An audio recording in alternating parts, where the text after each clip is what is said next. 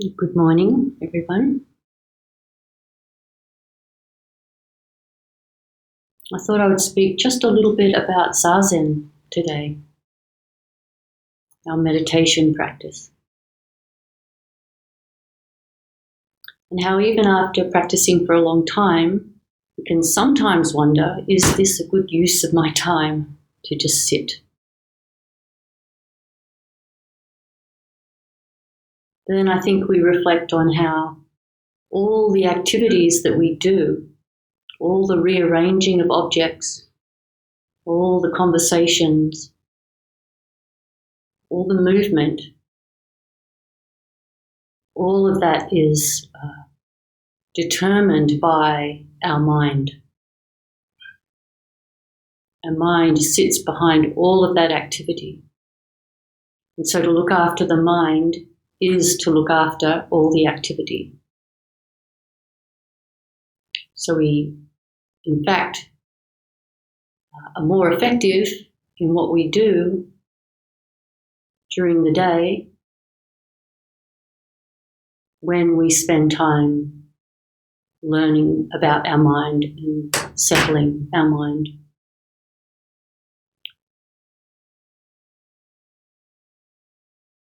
When people come to Zazen, they often come for a variety of reasons.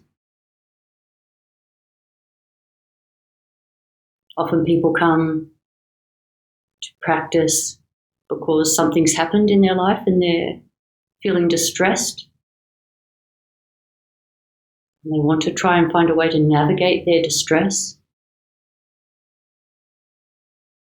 Sometimes people come to practice because they've noticed that the restlessness that they've had all their life, no matter what they do, seems to keep returning. And they're kind of tired of the restlessness or the dissatisfaction. Even though there's lots of good times as well, there's a bit of an underlying restlessness.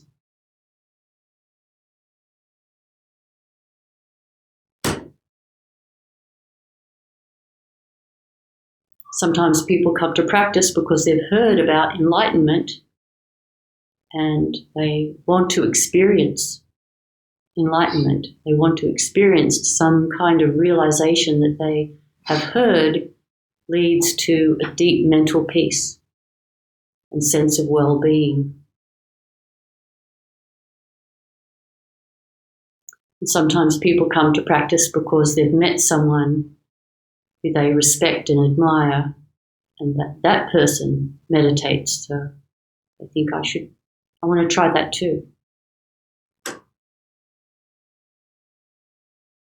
And sometimes people come to practice because they want to understand the Buddha's teachings, and they want to understand why the world is the way it is, or understand who they are, or why they are here. And all of these reasons, I think they're all good reasons. They're all fine reasons for coming to practice. And you could say all of those reasons are unified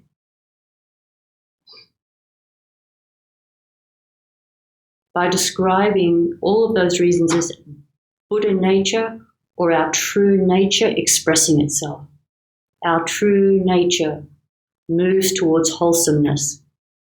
So people come to practice because they can't help it. Their true nature is expressing itself.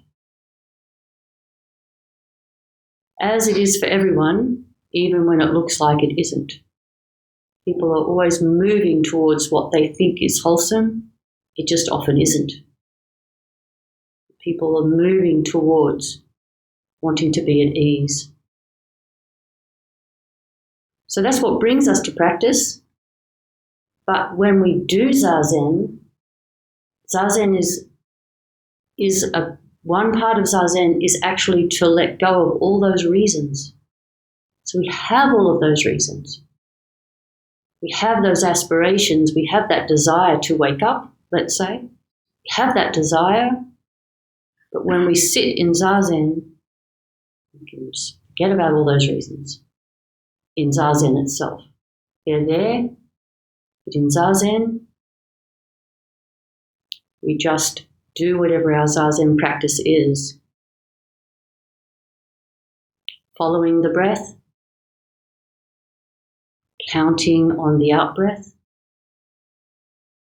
listening to sounds, noticing thoughts going past like clouds in the sky, letting them just pass across the sky. We may have a koan that we're working with, so we bring the koan to mind, then we let it be and just sit, letting the koan work on us rather than us working on it. Or we may have a particular meditation practice that we've been given by a teacher. So we bring ourselves back to that meditation practice. Our mind drifts, we bring it back to whatever that practice is that we've been given by our teacher.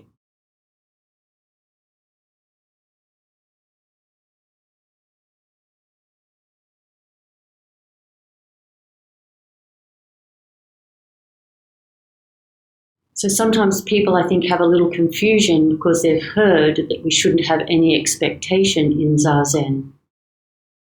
I think it's helpful to see it in two parts, that we can have not so much expectations, but a wish or an aspiration for all of those things that brought us to practice in the first place. There's nothing wrong with having that. We all have them. In a way, we wouldn't practice unless there was some drive for us to come to practice. But when we're actually doing Zazen, that's when we don't worry about them. It's just returning. Mostly, I would say, we're returning to just the present experience. One way of seeing that present experience is just being aware of awareness itself. We're sitting and we notice that we are aware. And we see if we can just stay with that just pure awareness without adding anything.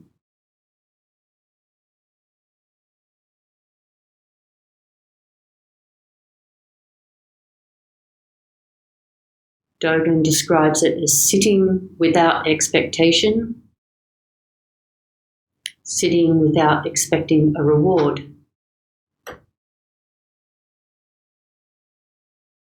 Because if we do sit with an expectation of some particular reward, we will feel some disappointment because although the rewards are there, they come when they're ready to come. They don't come when you want them to come. Can't make them come. Certainly the rewards are there, but we have to not want them while we're doing Zazen.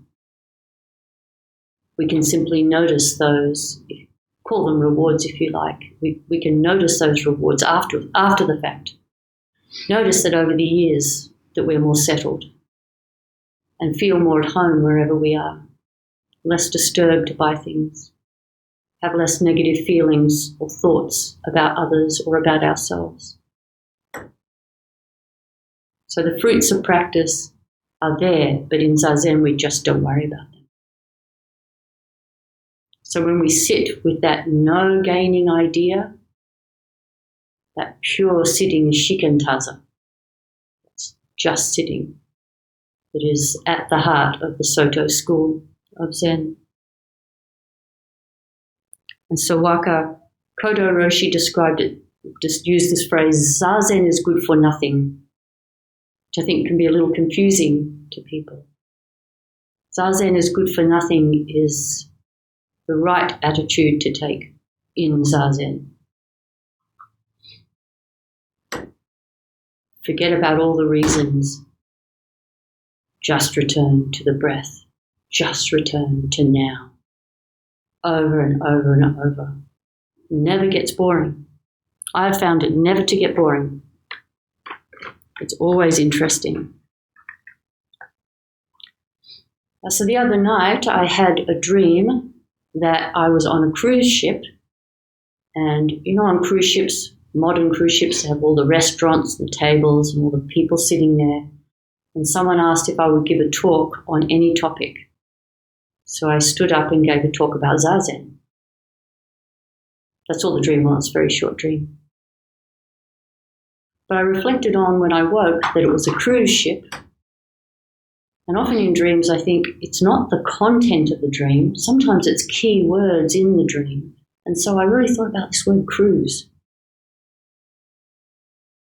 I dreamt I was on a cruise ship. And to cruise is to kind of move about without any destination in mind. And often has a sense of relaxed pleasure to cruise, sort of cruising on a boat.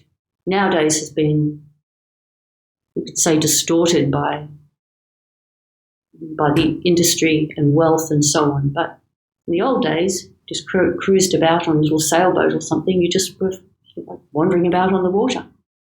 No particular plan to get anywhere at any particular time, and just relaxing. I think that's a good, that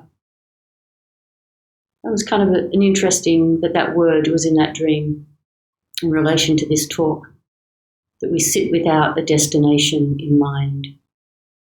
And we do it with a relaxed kind of pleasure. We don't need to be hard on ourselves in Zazen.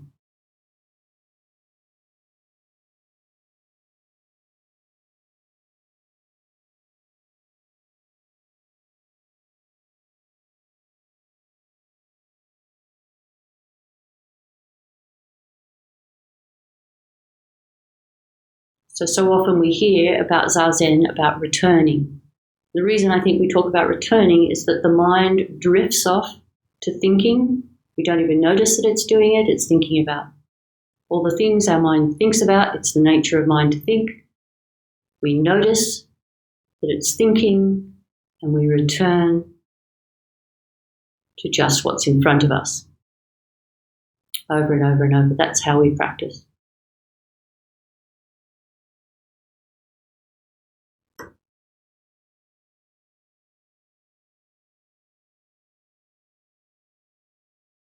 And the usual activity of our mind, the usual habit of our mind in daily life is to pay attention to all the things in the foreground. The people, the events, the objects. We normally pay attention to everything that's in the foreground. And a way of thinking about Zazen is that we fall back into the background. We step back from the activity into the background. And there's a lot of different metaphors for this background. Probably the most well-known is this image of the ocean. And in the foreground is the waves, on the surface is the waves, the activity, which is what we normally give our attention to. But in Zazen, we can fall back, or in this metaphor, fall down into the body of water, into the ocean, and experience the stillness of that vast ocean. The activity is there on the surface, and we drop back into the vast ocean. In doing that over and over and over, we start to see the relationship between all of that activity on the surface and the ocean itself. We see that activity rises up from the ocean.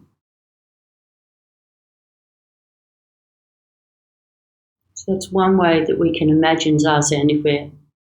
When we sit and we're starting to think about things, going across our mind, we can drop back into the ocean. Feel the stillness of the great vast body of water.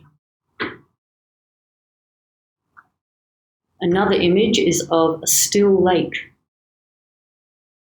A still lake, the water reflects the sky and the moon at night and the clouds and any trees that are leaning over the water. It reflects any person who looks over it and into it. But the surface of the water itself isn't disturbed by anything that's reflected on it. So in our Zazen, we can be like the surface of a clear lake, allowing everything that's reflected on it to reflect on it, not have it just be disturbing in any way. It's just doing what it's doing. The thoughts are just reflecting. The thoughts are just arriving, just like the images are reflecting.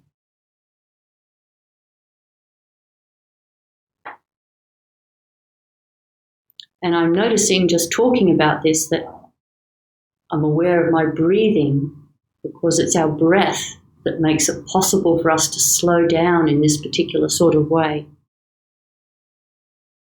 Our breath slows down and then our mind slows down.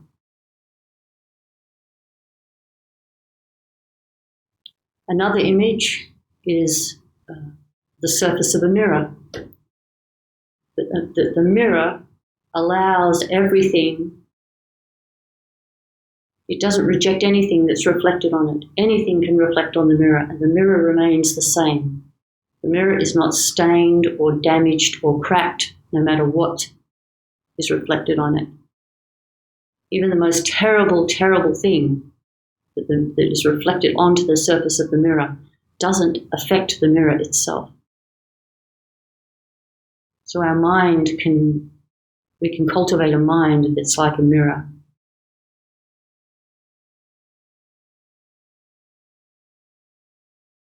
It doesn't mean this is a mind that doesn't engage. It's just a mind that isn't disturbed even by the most terrible things. The mind can respond to it, can allow the fact of it before it then responds.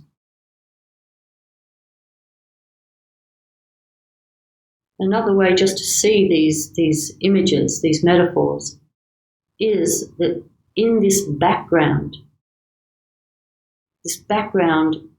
is unbound. It doesn't get stained, it doesn't get cracked, it doesn't come, it doesn't go, it cannot be destroyed. We step into that background in Zazen, we're stepping back into the unborn, back into the undying, from which everything emerges. In a way, you could say this is the reliable ground of our true nature that we could touch in Zazen each day. And I think this is one of the reasons people report that they find Zazen so nourishing. Of course, we live in a world of transient things. Things come and things go, things break. Things are lost. But when we drop back into this ground of true nature, we drop back. We get to experience that each day. It's a deep kind of security. There is a security. The Buddha taught there is a deep security that we can rely on. It's this groundless ground, this unborn ground, which we call various things. I like to call it Buddha nature.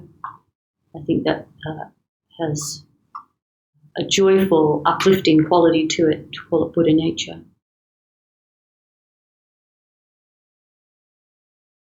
So it creates a stability in our mind. And stability in our minds is extremely beneficial to the world.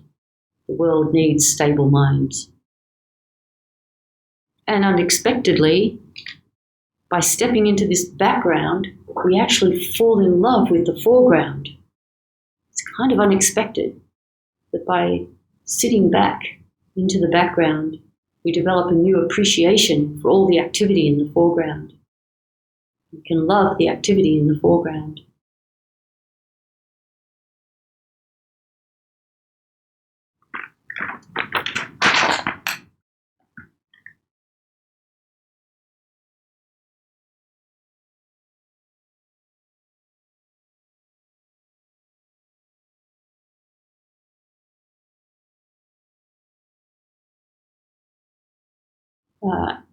So this Zazen that we do is often good to do every day. It seems to create more power, more strength when it's done daily. And it's beneficial to do all-day sits when you can, or 2-day sits when you can, often called Zazen Kais. And of course, retreats, sesshin, is very, very beneficial. Hours and hours of sitting, day upon day, allows our mind to become very supple and subtle. We can rest in that background.